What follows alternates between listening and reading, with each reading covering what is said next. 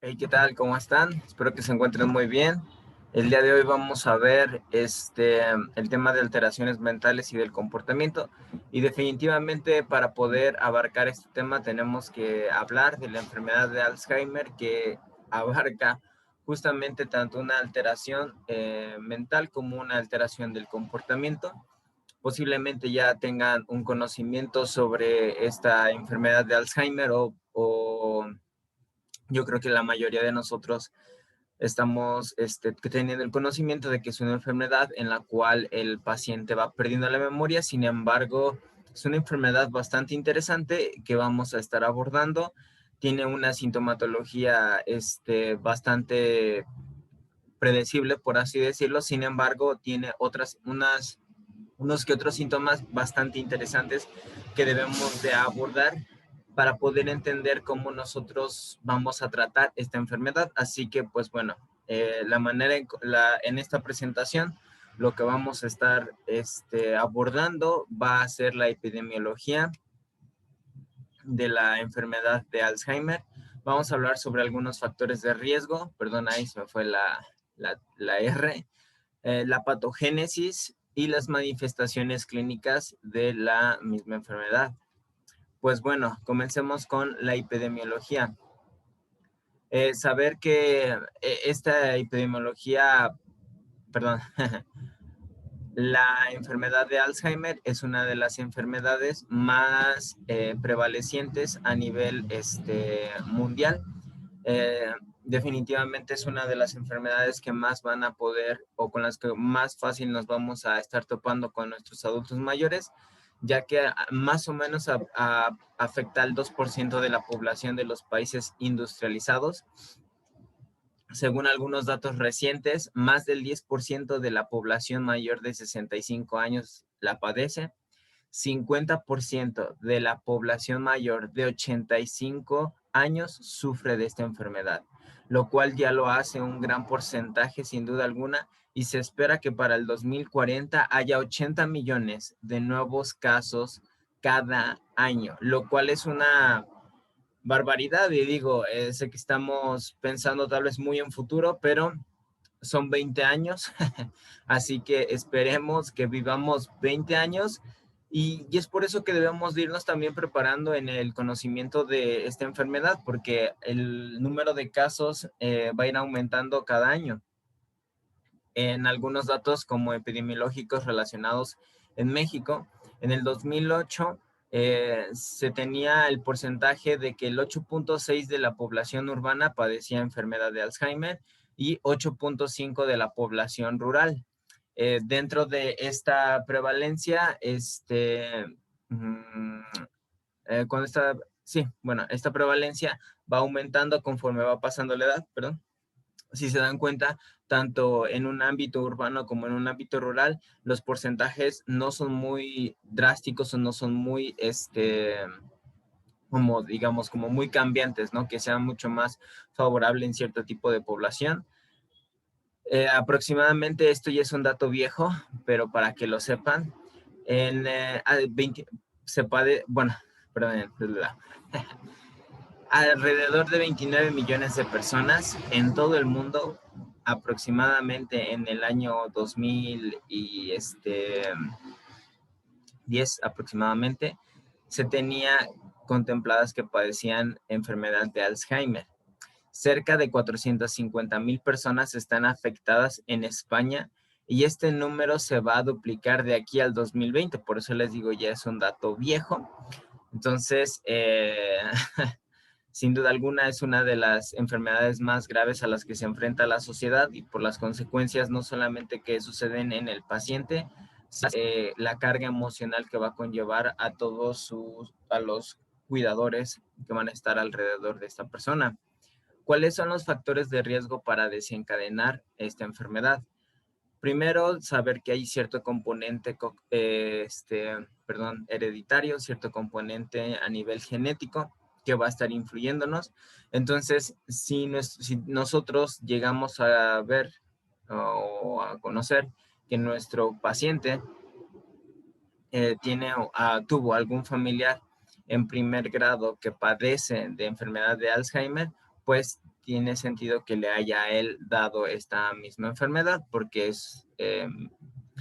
incrementa el riesgo de padecer esta enfermedad conforme se tenga en los primeros grados, es decir, ya sea mamá, papá, hermano, hermana, si alguno de ellos padeció esta enfermedad, es muy propenso o es un cierto riesgo que tú la padezcas.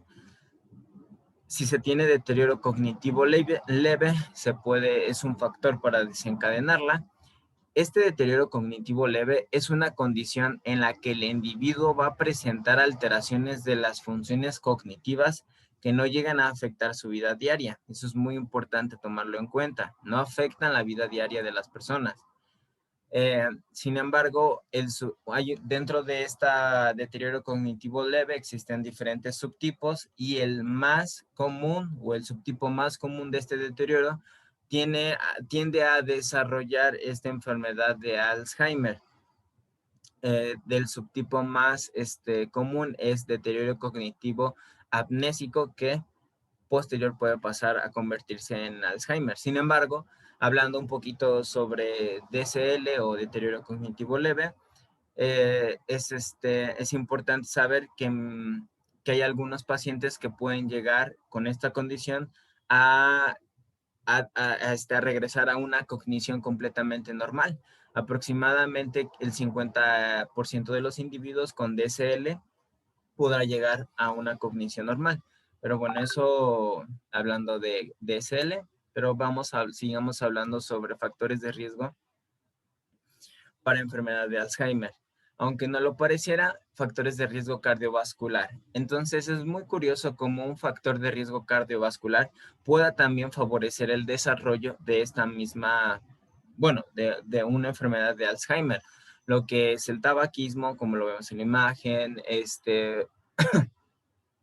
perdón, tabaquismo, hipertensión arterial o problemas arteriales, obesidad, diabetes, dislipidemia, son factores de riesgo que me van a ayudar a favorecer esta enfermedad de Alzheimer. Y es muy curioso porque en la siguiente clase nosotros vamos a empezar a ver cardiopatías y definitivamente vemos que uno de los factores que tenemos que estar cuidando es la hipertensión arterial y el tabaquismo y el sedentarismo, que si nosotros pudiéramos hacer tanta conciencia en la cultura mexicana o a nuestros pacientes de que simplemente teniendo un mejor estilo de vida, dejando ciertos hábitos tóxicos como el tabaquismo, pudiéramos prevenir una gran cantidad de enfermedades, no solamente cardiovasculares, sino inclusive neurodegenerativas. Así que esto es como un enorme paréntesis para que nosotros hagamos más hincapié en la educación de nuestros pacientes. Es muy curioso cómo no se ve con exactitud el por qué, pero cuando se presenta una hipertensión arterial en un adulto joven, es mucho más fácil el desencadenar la enfermedad de Alzheimer, seguramente por el mismo tiempo que se lleva en padeciendo esta hipertensión arterial, termina afectando al sistema nervioso. Con exactitud no podría decir con qué, pero bueno. Otro factor de riesgo es la baja escolaridad. Aunque esto se puede ya, bueno, digamos que esto tiene cierto sentido. Ahora, el hecho de tener una baja escolaridad va a disminuir las conexiones sinápticas que se puedan llegar a desarrollar en ese individuo y por ende, pues como no tenemos un cerebro o un sistema nervioso muy bien, no quiero decir muy bien desarrollado, sino dando el máximo potencial que pudiera tener, generando sinapsis, generando redes neuronales, constantemente aprendiendo. Entonces, esto mismo genera o favorece que las personas que hayan tenido una baja escolaridad, al no tener esta sinapsis, pues bueno, su cerebro queda con cierta, se hacen propensos para desencadenar esta enfermedad de Alzheimer. Hay algunos que le llaman a esto reserva cognitiva, ya que esta reserva cognitiva permite al individuo compensar de forma no sí, permite compensar de forma apropiada los cambios cerebrales que ocurren en la enfermedad de Alzheimer y otras demencias. Entonces, está interesante todo ello. Otro factor de riesgo a desencadenar es el traumatismo craneoencefálico. El traumatismo craneoencefálico, ya sea de moderado a grave, va a incrementar el riesgo de padecer enfermedad de Alzheimer y otras demencias. Aquí lo interesante subyace en lo siguiente. Si el traumatismo es moderado, se asocia con un incremento del riesgo de 2 veces de padecer esta enfermedad. Pero si el traumatismo es grave, se incrementa el riesgo 4.5 veces más. Deportes o personas que practican el deporte como fútbol americano o el boxeo o artes marciales mixtas, en los cuales se están generando traumatismos craneoencefálicos leves, pero en constante o mantenidos en el tiempo, también tienen un factor de riesgo predisponente para desencadenar esta enfermedad. Si la pérdida de la conciencia o la amnesia postraumática dura más de 24 horas, se considera un traumatismo grave, como para una nota clínica, una nota interesante, ya que recordemos que si el paciente tiene un traumatismo grave, pues aumenta de 4.5 veces más. Ahora, dejando de lado un poquito lo que son los factores de riesgo, vamos a ver un poco sobre lo que es la patogénesis. Como lo dice justamente en este párrafo de su derecha, la neuropatología de la enfermedad de Alzheimer es muy compleja y aún no está del todo esclarecida. No se tienen teorías de las cuales se está desarrollando,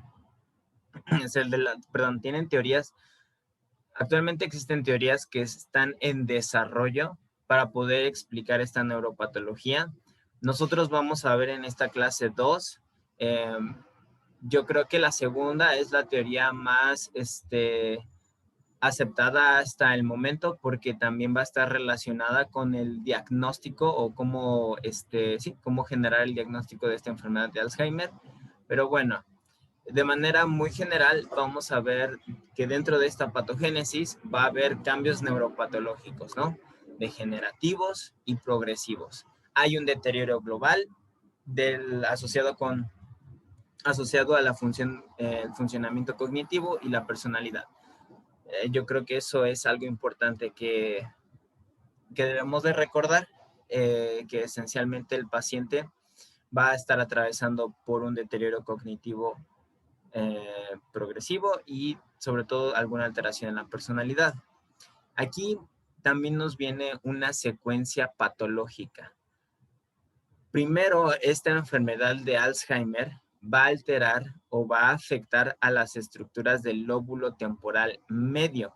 Tiene sentido porque esta estructura es responsable de la memoria. Entonces, como sabemos, una de las características o una de la sintomatología principal de esta enfermedad es la pérdida de la memoria o alteraciones en la memoria. Así que primero afecta al lóbulo temporal medio. Después, esta enfermedad va a ir progresando hacia el lóbulo frontal, hacia el lóbulo temporal, sigue abarcando más áreas, ya no solamente se centra en la zona media, sino abarca más áreas. Y después llega hacia lo que es la parte occipital y después se puede ir discurriendo hacia otras zonas, pero eso es hablando solamente de la corteza cerebral. Segura, debe de haber no esta patogénesis o neuropatología no solamente va a afectar a la corteza cerebral, sino va a terminar afectando a otras estructuras cerebrales. Hay una curiosa preservación de las regiones motoras, de las regiones corticales sensoriales y de las regiones subcorticales. Esas regiones se van a mantener preservadas, pero en etapas ya avanzadas, inclusive ya terminan por ser afectadas. Bien, dentro de esta patogénesis vamos a ver la primera teoría, que es, yo creo, de las más sencillas de entender. Y de las más, no más que sencillas, más fáciles, yo creo, de poder resumir. La primera nos habla de que esta enfermedad se presenta porque hay una pérdida de la actividad colinérgica en el sistema nervioso central. Ahora, ¿qué rayos tiene que ver esta actividad colinérgica? Pues bueno, esta actividad colinérgica va a generar que mis pacientes tengan unas bajas concentraciones de acetilcolina. Y la acetilcolina es un neurotransmisor que está en relación con lo que es la memoria y el aprendizaje. Así que definitivamente, si hay bajas concentraciones de acetilcolina, estas funciones se ven afectadas y por ende lo que es el centro del hipocampo y la corteza, que son estructuras que me ayudan a las mismas funciones de la memoria y el aprendizaje, se van a ver afectadas. Esta disminución de la actividad colinérgica no solamente esta actividad colinérgica va a afectar mi transmisión sináptica. Esta transmisión sináptica se va a ver afectada, no va a haber una buena comunicación entre sinapsis, las redes neuronales no están siendo utilizadas y recordemos de alguna manera el principio de uso y desuso. Todo lo que no se llegue a usar, el cerebro lo llega a desechar. Entonces, como no hay un buen uso de esta sinapsis, pues el mismo cerebro a su vez va perdiendo ciertas funciones. Pero curiosamente, esta disminución de la actividad colinérgica también inicia con un proceso inflamatorio. Perdón. Ahora, este proceso inflamatorio va a traer también consecuencias, ya que puede afectar a las células gliales. Y recordemos que las células gliales son las que me ayudan a mantener a mi sistema nervioso central. Entonces, si empieza a afectar a mis células gliales, que son las del mantenimiento, no va a haber un buen mantenimiento dentro de este sistema nervioso y por ende me va a ocasionar toda esta sintomatología que yo estoy viendo en el paciente. Sin embargo, y algo muy importante que debemos de tomar en cuenta, aunque tiene mucho sentido esta teoría, esta tiene que ser investigada con mucho más profundidad y no quedarnos solamente con esto. Así que esta es una de las teorías que necesitan estar más siendo investigadas, pero pese a que necesita ser investigada, hay algunos artículos, no sé si les pasé el artículo de patogenia y tratamiento de Alzheimer, en el cual, curiosamente, dentro del tratamiento de Alzheimer, se manejan ciertos fármacos en los cuales van a ayudar a precisamente aumentar la actividad colinérgica. Entonces, digamos que el tratamiento se está basando un poco en la teoría, en esta primera teoría. Así que, bueno, vamos a ir viendo que para el tratamiento tendríamos que estar tratando de compensar una u otra cosa. Ahora, la segunda teoría se llama cascada amiloide. Es, como les había dicho, de las más aceptadas hasta el momento porque nos van a ayudar no solamente a comprender lo que está pasando, sino que en el mismo tratamiento vamos a ver que muchos medicamentos o muchos fármacos se van a tratar de afectar este péptido denominado beta amiloide. Entonces, bueno, ¿qué es esta o en qué consiste la teoría de la cascada amiloide? En un cerebro normal, nosotros vamos a ver que se produce un péptido denominado beta amiloide y lo vamos a representar como se encuentra en esta imagen, una A y pues el signo beta. Este mismo péptido va a tener dos isoformas o dos formas similares, lo que es la A-beta amiloide 40 y la A-beta amiloide 42. Ambas en un cerebro normal se producen, todo bien, todo tranquilo. Sin embargo, la A-beta 42 amiloide se considera una isoforma neurotóxica. Al considerarse una forma neurotóxica, va a estar acumulando ciertas placas seniles. Ahora, quiero que veamos nosotros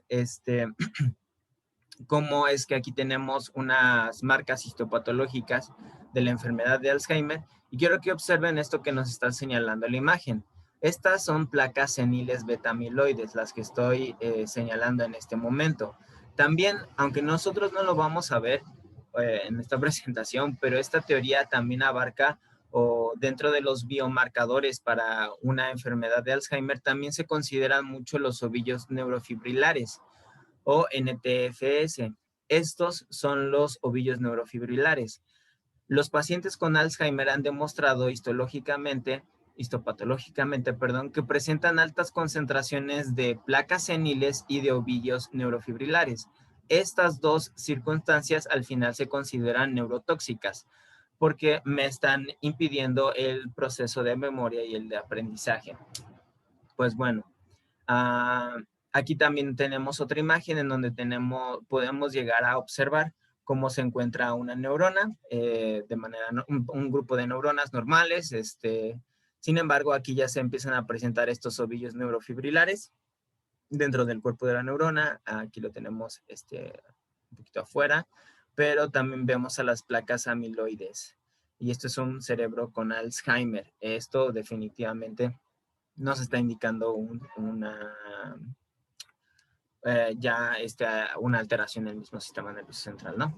Así que, pues bueno, una sobreproducción de estas péptidos abetamiloides tiene un efecto negativo sobre las células nerviosas, lo cual va a afectar al hipocampo y, en fin, va a afectar a todo. Sin embargo, en un cerebro normal, estas péptidos producidos en bajas concentraciones, lo que me va a permitir es mejorar, de hecho, la memoria y es mejorar o potenciar a largo plazo el hipocampo. Curioso que en bajas concentraciones sea algo benéfico, pero en altas concentraciones no es algo benéfico. Bien, siguiendo un poco todavía con esta teoría, recordemos de manera muy general que el calcio va a ser un componente importantísimo en el organismo y que la concentración de calcio extracelular, ojo, la concentración de calcio extracelular, como en esta imagen, es mucho mayor que la interna. Pero, ¿qué sucede si esto se revierte? ¿Qué sucede cuando las concentraciones de calcio son mayores intracelularmente? Pues bueno, va a suceder que las altas concentraciones de calcio intracelular resultan en una toxicidad y en una posterior muerte celular. Con el tiempo, esto va a ayudar también a reducir la integridad sináptica. ¿Y esto cómo puede pasar? ¿Cómo sucede que que haya mayor calcio intracelular? Pues ahí es en donde entra otra vez nuestro péptido abetamiloide. Este péptido amiloide puede interrumpir los canales de calcio y aumenta el flujo dentro de la membrana. Así que genera un desequilibrio y este aumento, como les había mencionado, va a producir una muerte celular. Así que ese mismo péptido amiloide no desequilibra el calcio, pero no solamente eso, sino como también va a producir un efecto secundario, va a llegar a producir una inflamación. Hay una activación de células gliales. Como hay como hay una reactividad de estas células gliales, se activan más los astrocitos, la microglia y los oligondrocitos, lo que va a generar es que estos mismos que me ayudaban a limpiar, a mantener el sistema nervioso central, pues ahora se convierten en mi contra y están, digamos, bueno, al menos yo lo relaciono de esa manera, ¿no? Están excesivamente limpiando, generando una degeneración neuronal, generando que no haya una buena transmisión sináptica. Además de que este péptido amiloide me va a aumentar la expresión de mediadores inflamatorios. Es decir, va a haber aumento de citocinas, va a haber aumento de histaminas. Entonces, de todos estos mediadores inflamatorios, entonces hay una inflamación en ese sistema nervioso central que se vuelve crónica. Puede aumentar el óxido nítrico, puede aumentar la proteinasa y todo esto provoca, en poquitas palabras, neurotoxicidad. Nada bueno para para el cuerpo. Pero lo curioso es que esta inflamación crónica a su vez estimula la regeneración abetamieloide y entonces se vuelve un círculo vicioso porque la misma inflamación crónica, los péptidos abetamieloides provocan una inflamación crónica y la inflamación crónica aumenta la regeneración beta-amiloide y así se va constantemente en este círculo vicioso. Entonces ya desde este punto estamos viendo que uno de los tratamientos a seguir es tratar de disminuir las concentraciones amiloides y para ello se van a utilizar ciertos fármacos, sí, se están tratando de utilizar ciertos fármacos para disminuir esto o en su defecto se están tratando de usar fármacos que me ayuden a contrarrestar este desequilibrio en este desequilibrio de calcio intracelular, favoreciendo mejor el equilibrio. Pero bueno, todo eso igual lo pueden llegar a checar en el artículo, o si no, ya lo vemos un poquito en el apartado de la clase de retroalimentación. Ahora, después de esto, vamos a seguir con algo interesante que son las manifestaciones clínicas. Dentro de las manifestaciones clínicas vamos a ver 9 manifestaciones clínicas. Estas manifestaciones, perdón, 8 manifestaciones clínicas. Pueden, hay el libro de geriatría de Haber, dice que hay 9 manifestaciones clínicas. Hay algunos que también manejan otros 9 manifestaciones clínicas, pero el día de hoy vamos a ver 8. ¿Por qué no 9? Buena pregunta. Porque la novena tiende a ser un tanto repetitiva, o sea, repite una sintomatología que es el trastorno neuropsiquiátrico, si mal no recuerdo, como que lo desglosa más en algunos otros autores. Bueno, de manera muy general, de nuevo, de las manifestaciones clínicas del paciente con enfermedad de Alzheimer se van a manifestar por una pérdida de la memoria, con una combinación de déficits cognitivos y una pérdida de la funcionalidad. Nosotros podemos resumir de esa manera las manifestaciones clínicas, ¿no? Pérdida de la memoria, déficits cognitivos y pérdida de la funcionalidad. Listo. Sin embargo, tenemos que ver cuáles son justamente la memoria que se afecta. Definitivamente el paciente tiene una afectación en la memoria, pero aquí tenemos que recordar cuáles son las memorias que cuántas memorias son las que llegamos a tener. Tenemos una memoria declarativa que a su vez se va a dividir en una memoria episódica y semántica. Tenemos una memoria de procedimiento, tenemos una memoria a corto plazo y cada una de estas se puede llegar a afectar. Sin embargo, dentro de las primeras que se afectan es la memoria declarativa o la memoria a largo plazo. Tanto se va a afectar la episódica como la semántica. Entonces, la memoria declarativa o de largo plazo es la que me ayuda a recordar eventos o hechos pasados y que yo permito generar permito estar generando experiencias o aprendizajes nuevos porque se están almacenando en la memoria de largo plazo. Las estructuras que se van a ver afectadas es la estructura medial temporal y la neocortical. Si nosotros recordamos la patogénesis, recordemos que la primera estructura en verse afectada justamente era el lóbulo temporal medio. Así que la primera manifestación clínica en las primeras etapas de enfermedad de Alzheimer es una afectación en la memoria a largo plazo. Ya no está recordando eventos pasados como lo solía hacer. Otra memoria que curiosamente casi se ve intacta, y es importante también recordar que estas memorias casi permanecen intactas porque de esta manera podemos nosotros abordar al paciente con Alzheimer, y es la memoria de procedimiento, la memoria de habilidad. Esta se va a mantener en la medida lo más conservada posible. Se mantienen casi intactas las habilidades motoras, casi, ¿ok? Ya que en etapas avanzadas esto realmente ya no llega a suceder, sino que se terminan afectando también estas habilidades motoras.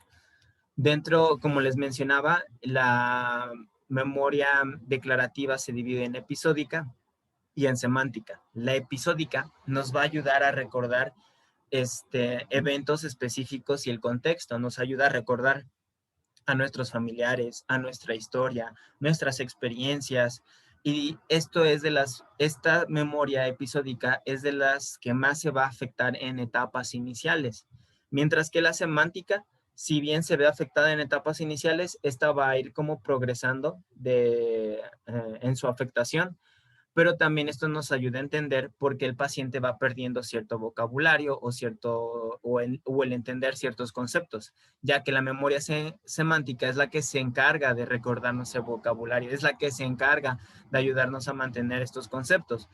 Estas memorias semánticas se almacenan en regiones temporales y en regiones neocorticales. Bien.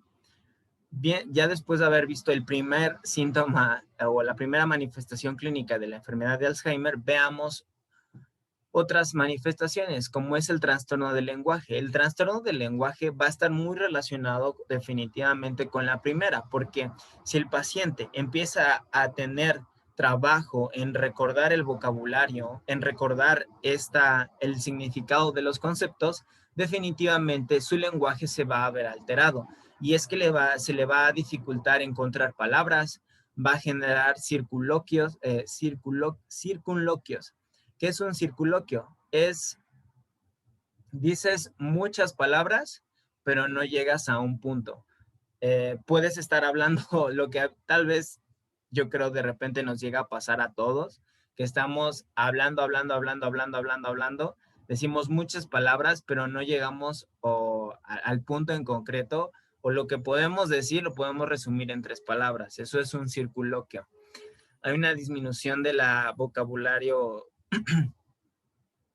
hay una disminución del vocabulario y pues bueno, y hay una anomia en pruebas de dominación por confrontación.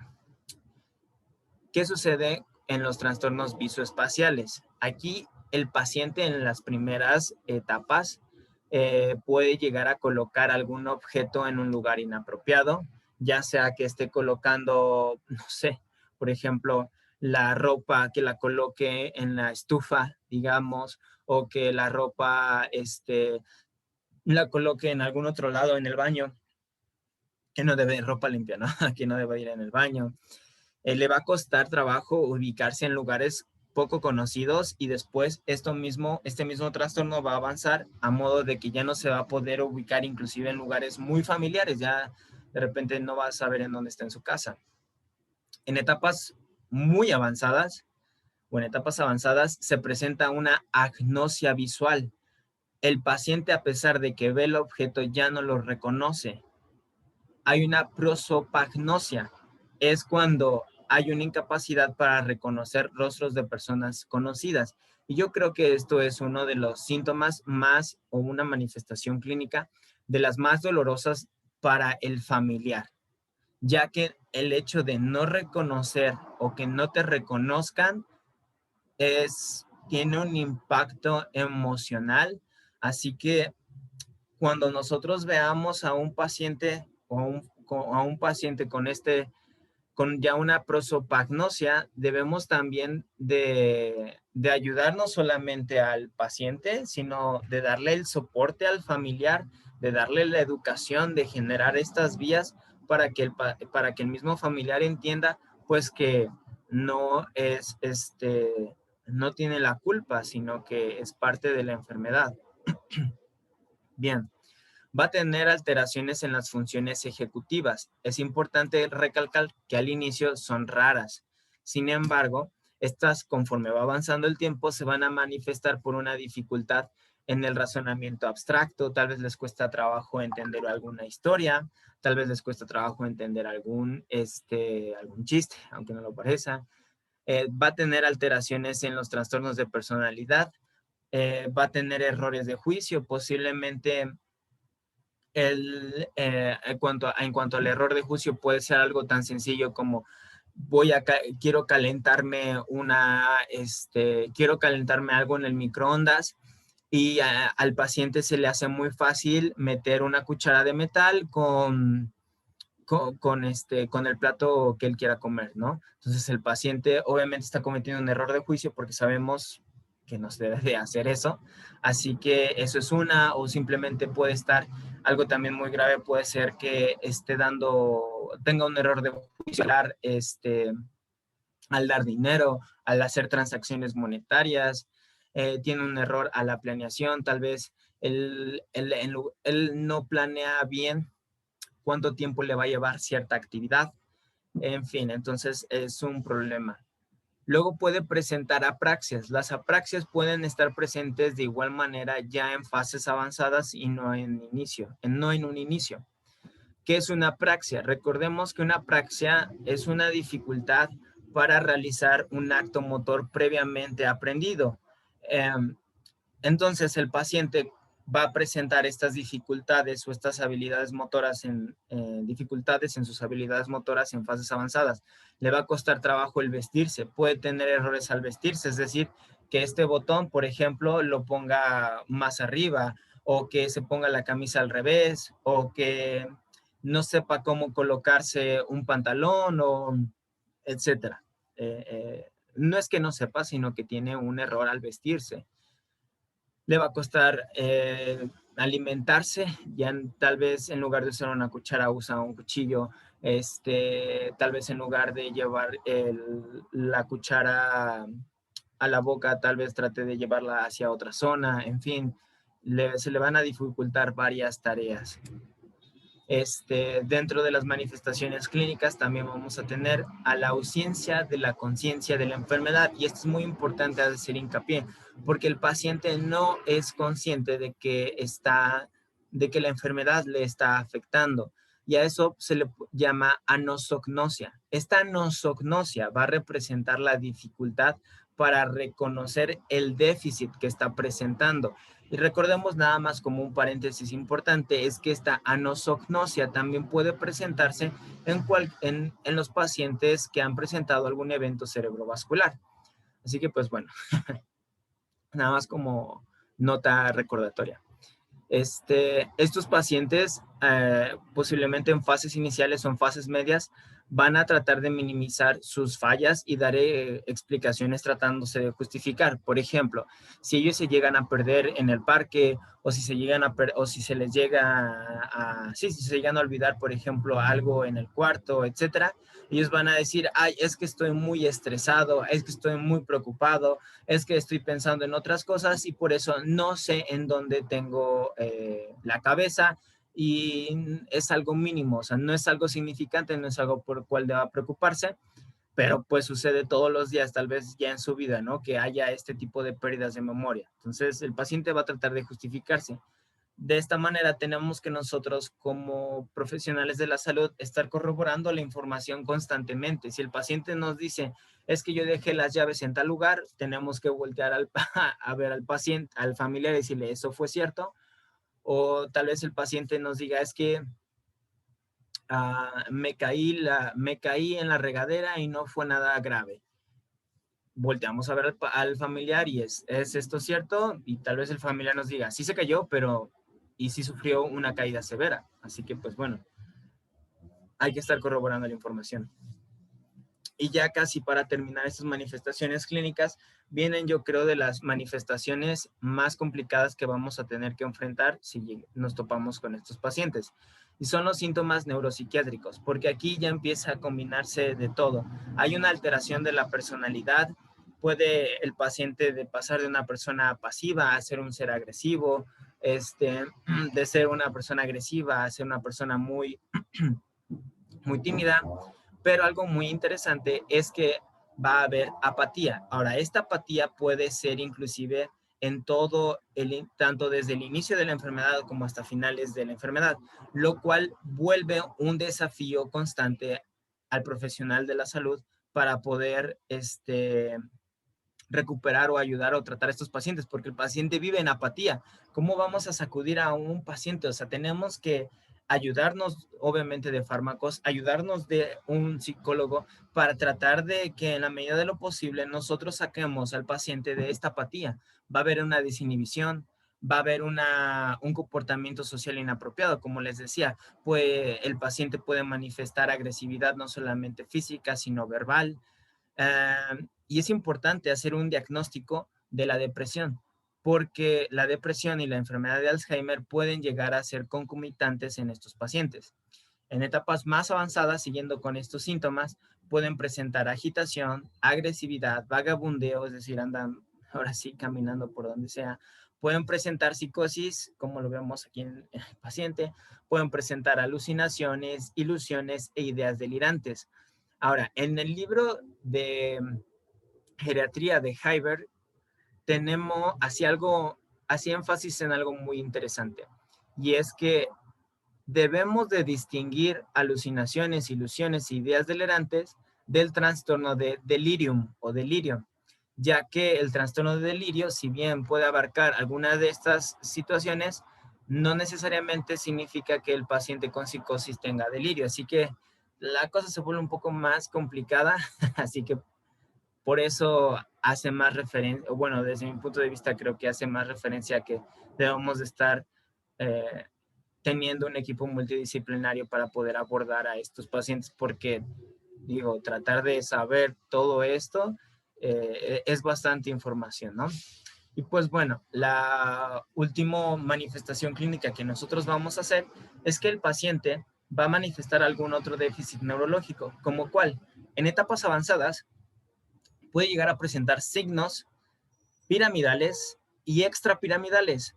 Por eso les mencionaba al principio de las manifestaciones clínicas que la memoria de procedimiento, la memoria que me ayuda a las habilidades motoras, pudiera mantenerse conservada en las fases iniciales. Sin embargo, en fases finales puede llegar a perderse, lo cual todavía hace más complicado el tratamiento de estos pacientes, porque ahora ya se presenta espasticidad, ya se presenta rigidez, ya se presenta hiperreflexia, ya se presenta reflejo de Babinski, y si bien el porcentaje de presentar estos signos motores es del 9 al 16% de los pacientes, debemos de estar al tanto de esto.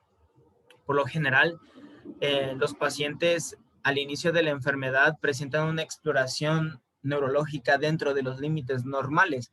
Así que para el diagnóstico nosotros debemos de apoyarnos más de algunas pruebas neuropsicológicas para poder abordar al paciente. Y pues bueno, aquí esta tablita me gusta mucho, o este cuadro me gusta mucho, porque aquí nos está hablando sobre las manifestaciones clínicas que van y neuropsicológicas que van a presentar los pacientes con enfermedad de Alzheimer, pero, ojo acá, dependiendo de la severidad a la que el paciente se ve enfrentado. Si el paciente tiene una enfermedad de Alzheimer leve, va a presentar cierto tipo de alteraciones. Si va a presentar una enfermedad de Alzheimer moderado a grave, presenta otras características. Esto es importante a tomarlo en cuenta porque nos puede ayudar para el diagnóstico de nuestros pacientes, sobre todo para los médicos profesionales sí, médicos.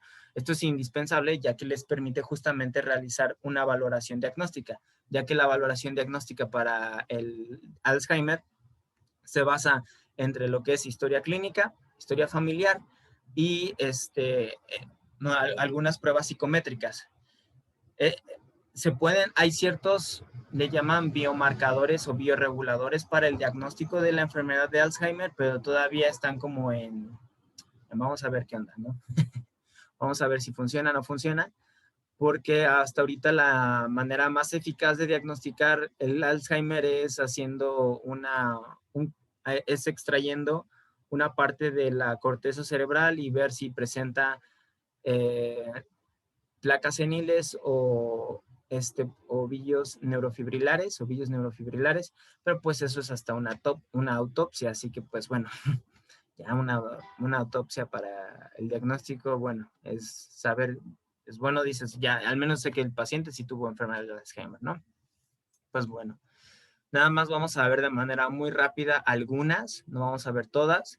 Vean que aquí me gusta mucho el cuadro porque te divide, ok, en cuanto a la funcionalidad en una paciente con enfermedad de Alzheimer leve, va a haber una afectación de actividades instrumentadas de la vida diaria. Recordemos que cuando hablamos de actividades instrumentadas, hablamos de actividades como, ya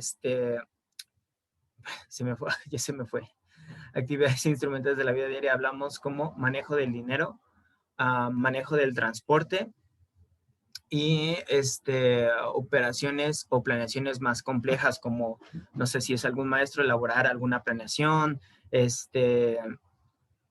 actividades de ese estilo. Ahorita nada más, ahorita solamente recuerdo justamente manejo de dinero, manejo del transporte planeaciones. Si ustedes recuerdan alguna otra actividad instrumental de la vida diaria, se los agradecería. El uso del teléfono también es una actividad instrumentada, así que esas actividades se ven afectadas. En una enfermedad de Alzheimer moderada a grave, ya se ven afectadas las actividades básicas de la vida diaria, y aquí es bañarse, vestirse, comer, asearse. Esas actividades se ven afectadas. En cuanto al déficit de la memoria, en este caso vemos que es episódica y semántica en la leve, mientras que en la moderada y la grave, memoria de procedimiento y aprendizajes alterados. En cuanto a alteraciones del lenguaje en un leve, dificultad para encontrar palabras, circunloquios, disminución del vocabulario. En uno grave o moderado, anomias, agramatismo, errores parafásicos, trastornos de la comprensión del lenguaje. En visoespaciales, no sabe cómo colocar un objeto. En moderado a grave, hay una desorientación geográfica del lugar, hay una agnosia o una prosopagnosia. En funciones ejecutivas, falta de motivación y compromiso en fases en una enfermedad leve. Entonces ya esto desde este momento nos está afectando, porque nada más así como dato curioso, la motivación es súper importante para lo que es el aprendizaje. Si no hay una buena motivación, hay unos circuitos neuronales ahí que no me permiten asentar el conocimiento. Así que, pues, para que sepan y siempre estén motivados en escuchar las clases. Y luego tenemos que en enfermedad moderada a grave hay una dificultad para el razonamiento abstracto, errores de juicio, planeación. Apraxias están raramente presentes en la leve, en la moderada a grave están presentes. En la conciencia de la enfermedad, vean, ausente. O sea, yo estoy bien, yo estoy bien, yo estoy bien, yo estoy bien. Síntomas neuropsiquiátricos en la enfermedad leve, ausentes, y en la enfermedad moderada grave ya puede aparecer apatía, desinhibición, depresión, agitación, en fin. Entonces, igual le pueden llegar a dar si no quieren estar como repasando todo esto, ustedes nada más acuden aquí al cuadrito y listo, ya se dan una idea de lo que se tiene que estar buscando en estos pacientes. Así que, pues bueno, chicos, hasta aquí hemos llegado con nuestra presentación de enfermedad de Alzheimer, en la cual espero hayan podido aprender algo. La siguiente clase de retroalimentación estaríamos viendo cuál es el tratamiento a seguir en este tipo de pacientes.